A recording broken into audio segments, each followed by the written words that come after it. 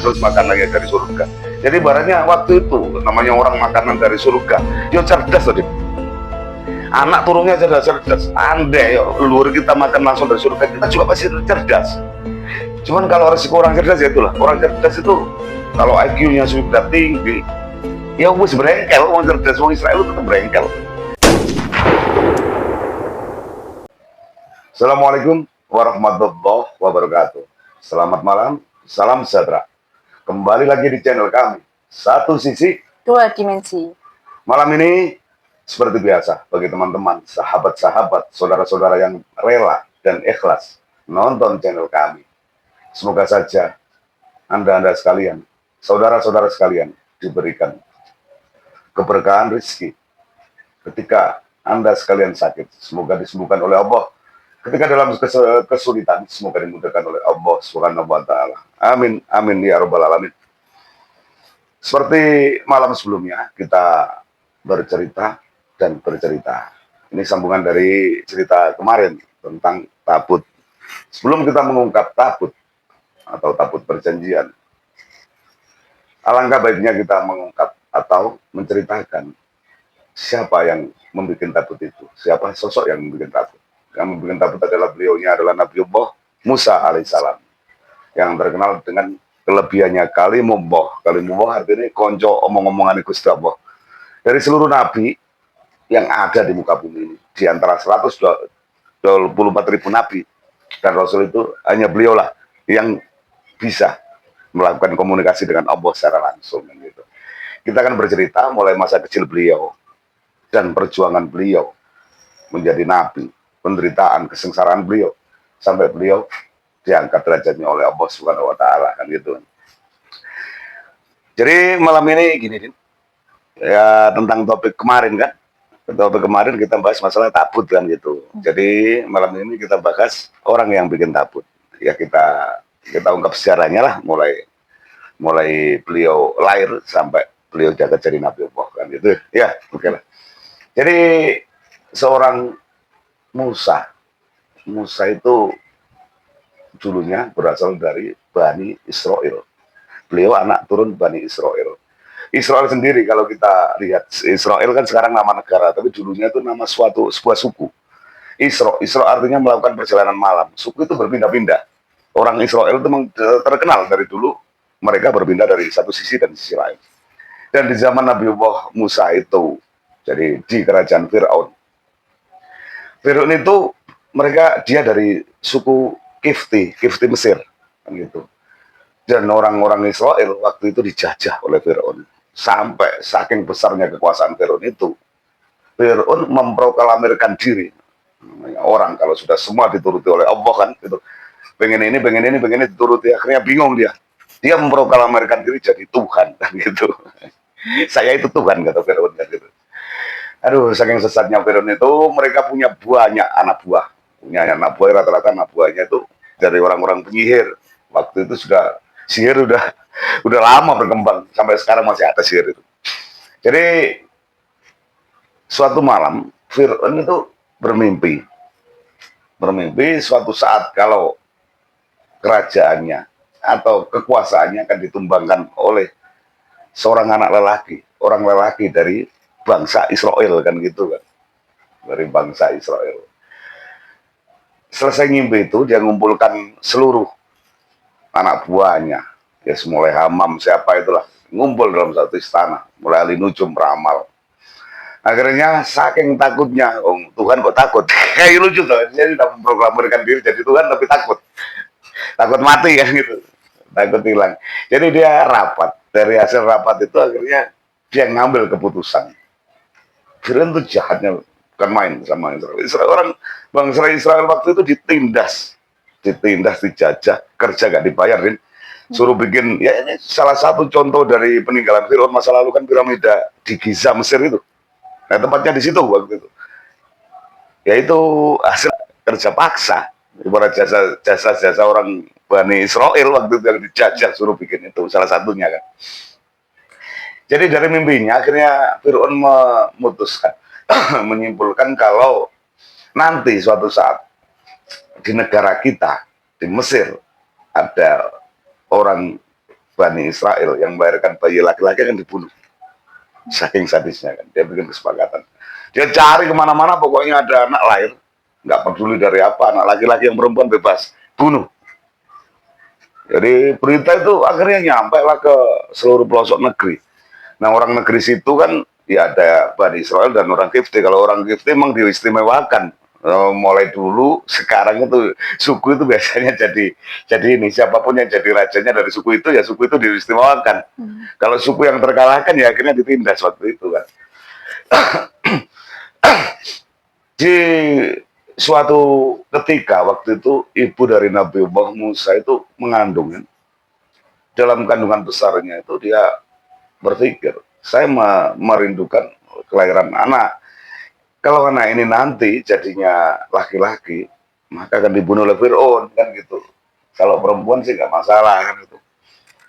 Sampai pada suatu saat Musa itu lahir, Musa kecil itu lahir. Ketika lahir dalam kesedihan ibu itu mendapat ilham, mendapat wahyu dari Allah kan gitu. Anakmu setelah ini kamu berarti itu dalam suatu ayat ada kok diceritakan Bapak, tapi lupa ayat apa kan. Anakmu ketika lahir kamu susui dan kamu apa namanya kamu hanyutkan ke sungai Nil kan gitu. Jadi dengan kesedihan nanti suatu saat akan kembalikan ke kamu kata Allah kan gitu. Allah kan maha menepati janji kan. Dia itu sedih, tapi dengan janji Allah akhirnya Musa kecil dilepaskanlah ke sungai Nil kan gitulah. Begitu nyampe sungai Nil, sungai itu menembus istananya Fir'aun, ketemulah sama pegawai Kaputren, pegawai istana, dayang-dayang di situ. Dayang-dayang di situ lihat ada kotak, kotak itu dibuka kan pelan-pelan. Loh kok anak bayi kan gitu kan. Nah bayi Musa ini aneh, bayinya kan ya lucu tapi dari segi wajahnya menggambarkan ketenangan gitu loh. Akhirnya dibawa pulang laporan sama istri Fir'aun. Istri Fir'aun kan banyak, kalau dalam satu riwayat kalau ada istri dan selir itu ada sekitar 200 orang. Salah satunya Asia. Orang Jawa menyebutnya kan Siti Asia kan gitu kan. Akhirnya dirawatlah Fir'aun, siapa namanya Musa kecil itu oleh Siti Asia. Dirawat oleh Siti Asia dan Siti Asia menghadap ke Fir'aun. Nah, Fir'aun udah tahu semacam itu, marahlah Fir'aun itu kan, marah, ngamuk, akhirnya dinego sama istrinya itu. Lihat ini suatu saat akan menghancurkan saya, enggak, saya melihat wajahnya, ini akan mendatangkan kedamaian bagi kita nanti. Ya dengan berat hati ya udahlah, kalau saking cintanya Fir'aun ke Asia itu akhirnya diperbolehkan dirawat. Jadi orang dulu kan bayi kan disusui sama tukang susu kan. Suatu ketika Asia itu ngutus orang, satu persatu tukang susu itu nggak ada yang mau gitu loh, nyusui. Itu si Musa kecil nggak mau nyusu sama orang-orang itu. Akhirnya Asia itu ngutus sama Dayang, kamu berangkat cari tukang susu, nanti berapapun kalau dapat, nanti saya bayar yang mahal gitu.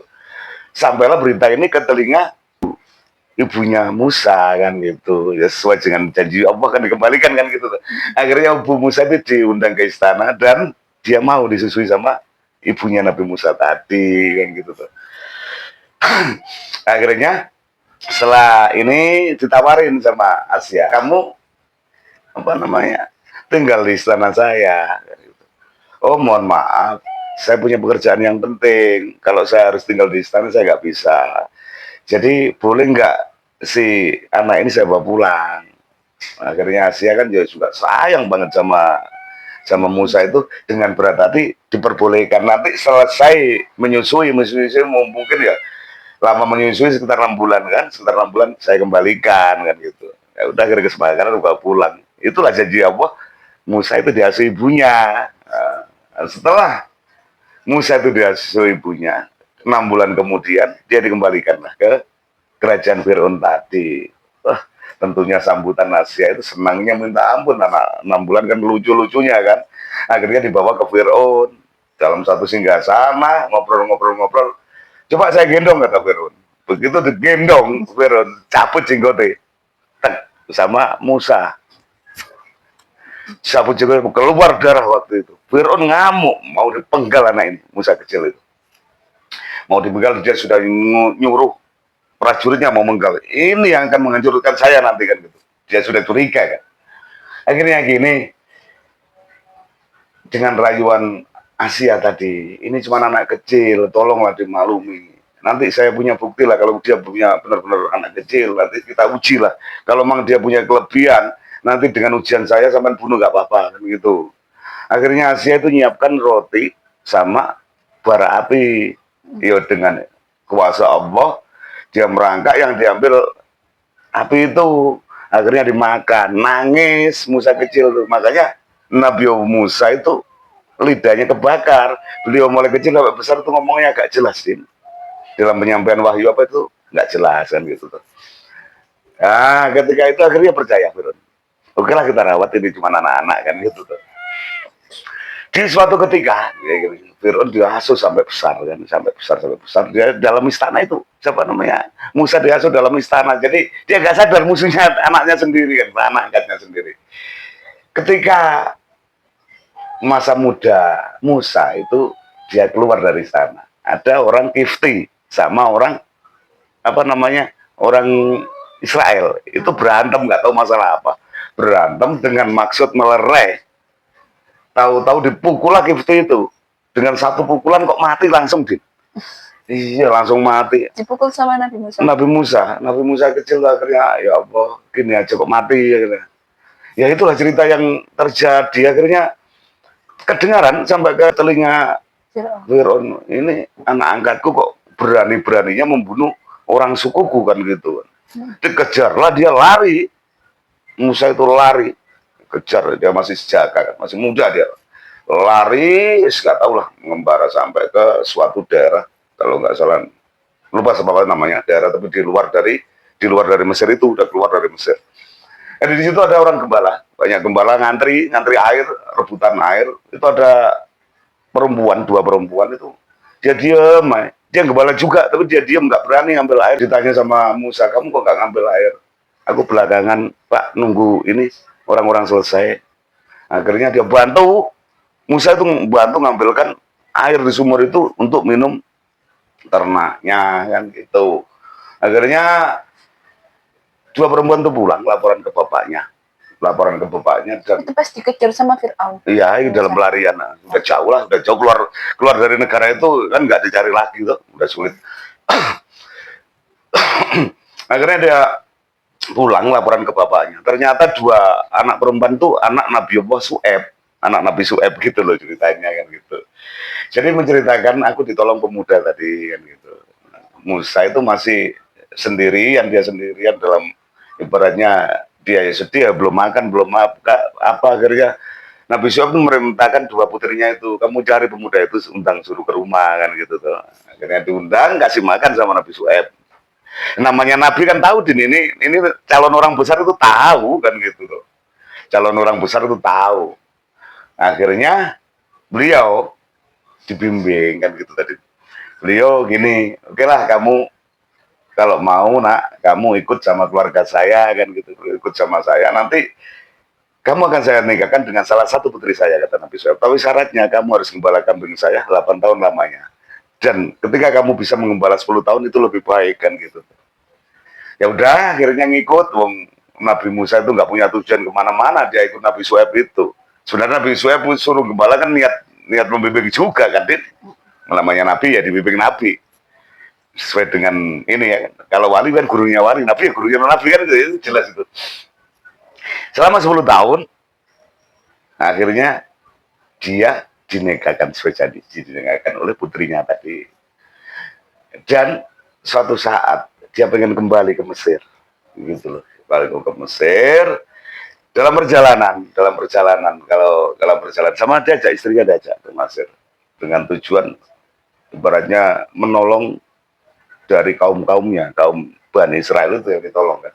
Dia kembali, sampailah dia suatu tempat gitu loh. Tempat namanya Lembah Tua.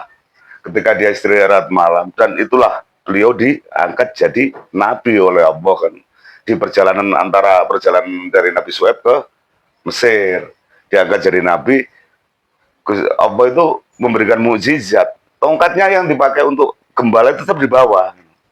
Waktu itu ya mukjizatnya itu tongkat itu yang diberkati sama tangannya yang bisa nyala. Gitu loh. Akhirnya beliau jalan sampailah ke Mesir. Namanya Nabi, Din. Nabi kan diperintahkan Allah untuk menyampaikan apa yang Musa dapatkan, kan gitu. Nabi Musa itu punya keterbatasan dalam komunikasi. Akhirnya beliau berdoa minta pada Allah, ya Allah, berikan saya teman, angkatlah Harun jadi teman saya, kan gitu. Soalnya Harun lebih pintar.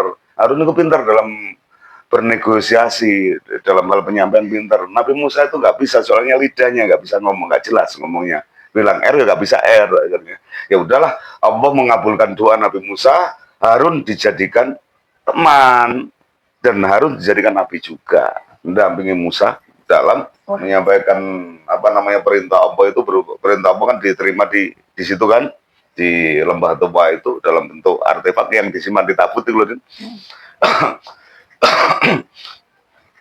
Singkat cerita, namanya Fir'aun didatangi oleh Musa, kan gitu. Loh, kamu Musa yang dulu itu, kan gitu. Mau apa kamu ke sini?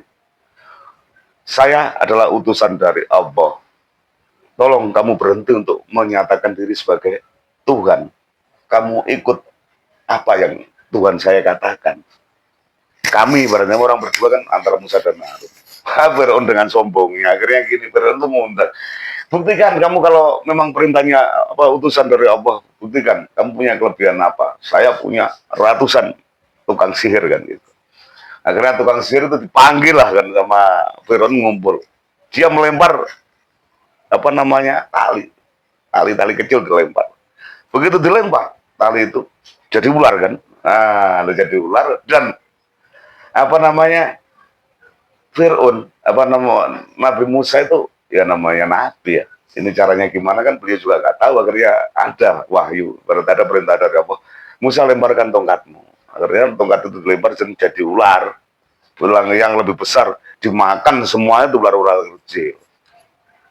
Waktu itu gini, dari keajaiban itu semua penyihir, ada ratusan penyihir itu sampai dia ikut Nabi Musa. Soalnya tahu kalau ini benar-benar beda. Kalau gitu aku ikut Tuhanmu kan gitu, kata penyihir-penyihir itu. Tapi Fir'aun tetap nggak terima Fir'aun itu. Kalau kamu maksa ikut Tuhan Musa, nanti saya potong kaki kirimu dan kananmu kan gitu. Dia nggak peduli, dia tetap ikut Musa kan gitu. Lama kelamaan namanya Fir'aun itu orang licik dan pintar kan. Orang licik, dia pintar. Sempat ceritanya ini masih panjang sih sebenarnya tentang Nabi Allah Musa. Kita singkat aja lah, nanti biar nggak kelamaan. Akhirnya gini, singkat cerita itu beliau ketika di Fir'aun itu disampaikan A, B, C, dia nggak mau ikut. Dia tetap bersikuku kalau saya, padahal dicoba beberapa kali loh tuh, dihancurkan beberapa kali. Mukjizat sudah ditunjukkan, mulai kemarau panjang minta hujan, langsung Musa mintakan ke apa hujan. Paceklik minta langsung panen. Itu masih dibohongin, nggak percaya. Akhirnya singkat cerita terjadilah suatu peristiwa besar, berantem pertarungan. Jadi larilah Musa dikejar-kejar oleh Fir'aun itu dan mentok-mentoknya lari bersama Bani Israel, jumlahnya ratusan, mungkin ribuan itu Bani Israel itu. Diajak lari sampai nyebrang Laut Merah waktu itu kan. Dari Mesir perbatasan dengan Laut Merah. Ketika Laut Merah itu bingung, namanya Musa dan Harun itu bingung. Akhirnya datang wahyu. Kamu pukul tongkat itu. Ketika dipukul, laut membelah.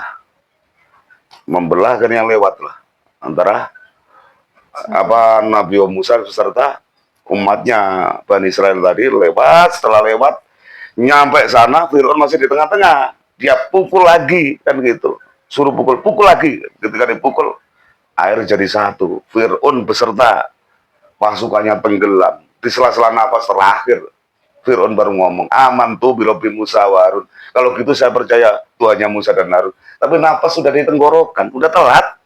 Allah gak menerima tobatnya, kan gitu tuh. Udah terlanjur, kamu udah diingatkan sampai ratusan kali, kamu tetap seperti itu. Itu loh. Mukjizat apapun yang dipakai oleh Nabi Musa itu karena Allah memerintahkan. Andai Allah nggak memerintahkan juga nggak bisa membela gitu tuh. Dalam gini pertanyaannya kan, orang-orang Israel dari dahulu sampai sekarang kan masih banyak. Sekarang apalagi bikin negara kan, negara Israel yang dipimpin entah itu pemerintahannya bagus atau enggak. Orang Israel gini sebenarnya. Kenapa orang Israel kan cerdas? Pertanyaan gitu. Sampai sekarang itu cerdas. Kita berpikir satu kali, dia bisa 10 kali pemikiran kita. Kenapa? Kenapa? Ceritanya dalam pelarian Musa, namanya bawa orang ratusan atau ribuan itu nggak sempat kerja tadi, orang pelarian. Jadi ketika orang-orang umat Nabi Musa itu dalam kelaparan, kasihan. Akhirnya Musa sebagai kalimum, teman yang bisa ibaratnya bisa ngomong-ngomong dengan Allah itu meminta makanan. Ya Allah, berikan makanan untuk umatku, kasihan mereka dalam kelaparan. Allah pun dengan pemurah menuruti apa yang diturunkan, berubah makanannya itu kalau dijelaskan dalam suatu kitab itu namanya manah dan salwa. Nah, bentuknya Bapak juga nggak tahu. Sebagian tafsir mengatakan itu manah itu seperti madu, sebagian lagi mengatakan salwa itu burung puyuh. Bapak juga nggak tahu, yang jelas makanannya dari surga. Jadi ibaratnya waktu itu namanya orang makanan dari surga. Yo cerdas tadi. Anak turunnya cerdas. Andai leluhur kita makan langsung dari surga, kita juga pasti cerdas. Cuman kalau resiko orang cerdas ya itulah. Orang cerdas itu kalau IQ-nya sudah tinggi, ya wis berengkel. Orang cerdas, orang Israel itu tetap berengkel. Jadi apa yang Allah berikan itu ngeyel gitu loh. Orang cerdas itu umat Nabi Musa, resiko dari orang cerdas macam itu. Sampai sekarang jadi suatu negara, jadi anak turunnya turun temurun, dan tuh riwayatnya kan masih banyak sih. Di kemudian hari Nabi Musa itu menaruh tongkat Nabi Musa itu dalam tabut sama artefak wahyu dari Allah itu kan. Nanti turun-turun sampai di mana kita bahas ke selanjutnya. Pembahasan ini kita spesifikkan ke perjuangan Nabi Allah Musa alaihissalam sebagai kalimullah. Untuk kurang lebihnya, kebenaran yang hakiki hanya punya Allah Subhanahu wa Ta'ala. Manusia hanya tempatnya salah. Sekian dari kami. Wassalamualaikum warahmatullahi wabarakatuh.